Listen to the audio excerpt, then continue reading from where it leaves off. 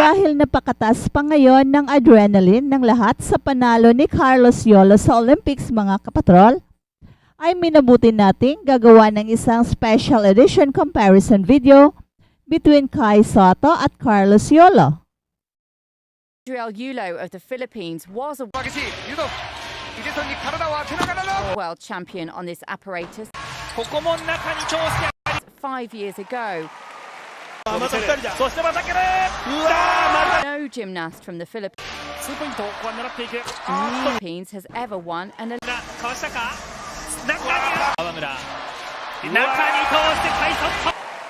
But here in Paris, this had all the markings of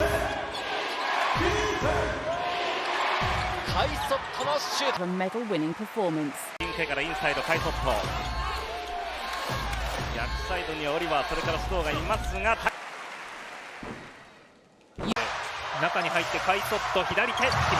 Yulo went past Dolgopiat and in.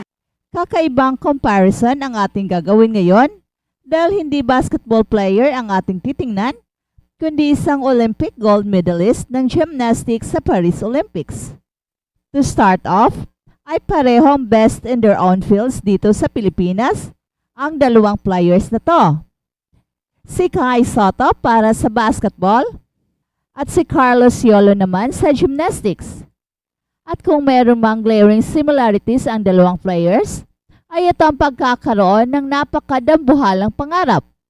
Ang makakuha ng gold sa Olympics para kay Carlos Yolo at ang makapaglaro at magiging NBA All-Stars naman ang pangarap ni Kai Sotto. And they are both bachelors, pero mukhang taken na ang dalawang to. Nandiyan si Miss Chloe San Jose para kay Carlos Yolo, na siguradong kilala na ng buong mundo. At mukhang very happy naman si Kai every time nagkakasama sila ni Real Madrid. Curiously, pareho rin sina Kai at Kaloy na tumira sa Japan to achieve their respective careers. Pero more than their similarities, ay mukhang marami rin silang differences. Ang pinakamalaking difference ng dalawa ay ang kanilang height. Obviously, isang legit 7'3" si Kai, isa sa pinakamatangkad na nilalang sa buong Pilipinas and even sa buong mundo. Samantala si Carlos Yolo naman ay isa lamang diminutive 4'11", pero kahit maliit ay nakakapuwing rin. At bakit nga ba nagiging successful si Carlos Yolo? Ano-ano ang taglay ni Yolo na dapat tularan ng ating idol na si Kai? Nandyan ang hard work at dedication na very important sa success ni Carlos Yolo. Malaking bagay rin sa success ni Yolo ang conditioning at kitang-kita naman sa kanyang katawan na parang isang obra maestra. Nandyan rin ang focus sa kanyang dream at hindi siya apektado kung ano man ang mga pangyayari sa kanyang personal life. And the result ay 2 gintong medalya sa Paris Olympics and he is still 24 years old. At kilalanin naman nating maigi itong si Carlos Adriel Pocus Yolo. Ipinanganak siya noong February 16, year 2000 at siya ang nagwagi ng gintong medalya sa 2024 Paris Olympics para sa floor exercise at vault events. Siya ang kauna-unahang Pinoy at ang kauna-unahang lalaking gymnast mula sa Southeast Asia na nagmedal sa World Artistic Gymnastics Competitions na nakakuha ng bronze medal sa floor exercise noong 2018. At siya rin ang kauna-unahang Pilipino at Southeast Asia na nakakuha ng gintong medalya sa parehong kategorya noong 2019. Sa maraming medalya sa pandaigdigang entablado, si Yolo ang pinakamatagumpay na Pinoy gymnast sa kasaysayan. At siya ang the second person to win an Olympic gold medal para sa Pilipinas at ang first person to win multiple Olympic gold medals para sa ating bansa.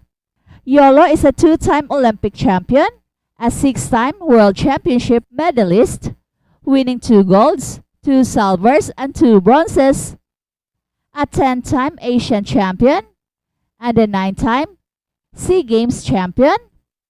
At kilala siya sa kanyang short stature Compared to other male gymnasts, his precision in form and the difficulty of his routines, especially on the floor exercise, vault, and parallel bars.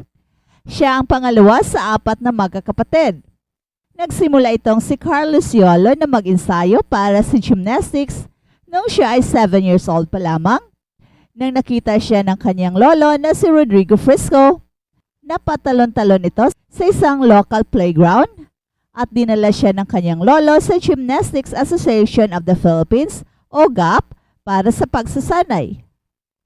Nagsimula si Yolo sa competition noong 2008 at sumali sa kanyang unang palarong pambansa noong 2009, kung saan siya ay nanalo ng maraming beses at noong 2013, nakipagkompetensya si Yolo sa kanyang huling palarong pambansa.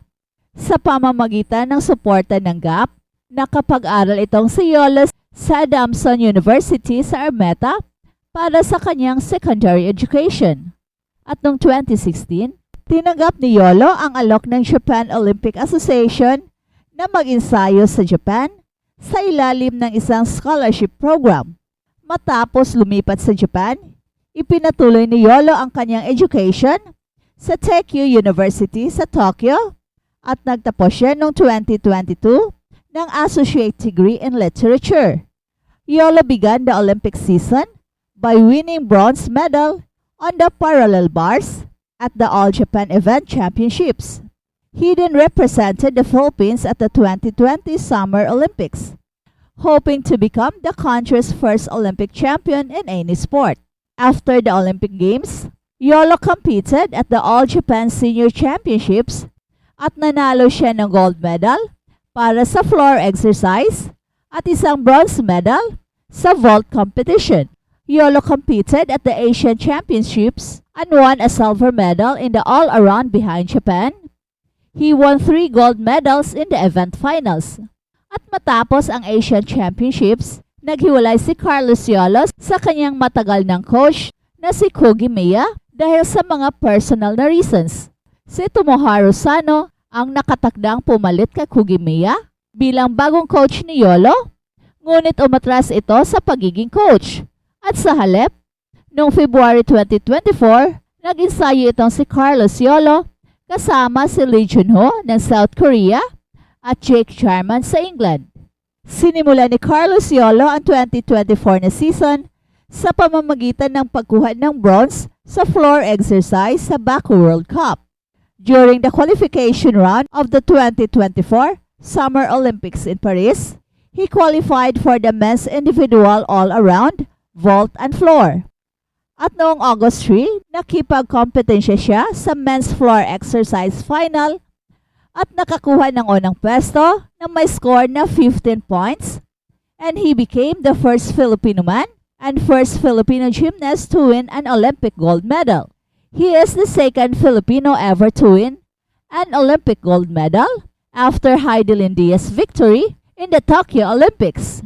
At kinabukasan, nanalo ulit itong si Carlos Yolo ng kanyang pangalawang gintong medalya sa laro ng vault na may score na 15.116 points at naging kauna-unahang multiple-time Olympic champion ng Pilipinas.